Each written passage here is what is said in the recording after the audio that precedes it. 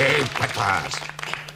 Nassisetä on saanut siis aivan jumalattoman kasakirjeitä. Nassisetä on näistä valinnut yhden kirjeen luettavaksi. Tämän on lähettänyt Pikku Vesa Maunulasta, mutta tämä on niin kamalan pitkä essee, ettei Nassisetä sitä ala lukemaan. Nassisetä kertoo sen idean, koska se on aika hyvä.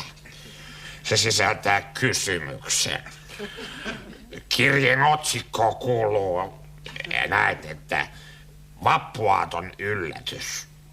No tarina Vesa kertoo kirjeessään, että hän oli lähtenyt isin ja äitin kanssa vappukävelylle Kaimariin. No sitten Vesa oli saanut norhota aika pitkän aikaa norkosi isiltä ja äitiltä ilmapalloa. Ja hän olikin saanut sitten pallon, mutta se oli osunut isin röökiin ja poksahtanut tällä lailla. Rikki heti kättelyssä. No Vesa parkumaan ja itkemään uutta palloa, mutta isi, joka on aika ilmeisesti aika pihimies.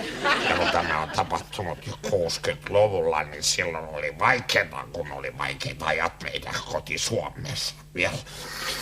No isi oli sanonut, että ei mitään uutta palloa ja Vesa ei pääse itkultaan eroon ja sitten tullaan kotiin ja vappu tuntuu olevan tavallaan niin kuin turmeltunut täysin pilalla. No Vesan yllätys oli hyvin suuri, kun isi kuitenkin käytyen.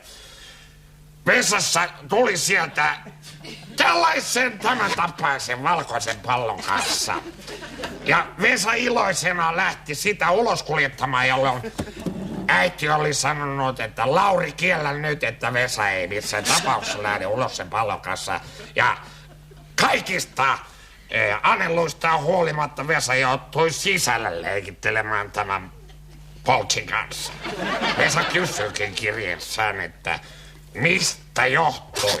mistä johtui, että en saanut toisten nuorten kanssa lähteä raittiseen ulkoilmaan kirmailemaan, vaan piti kotolla koko vappuaatto nököttää.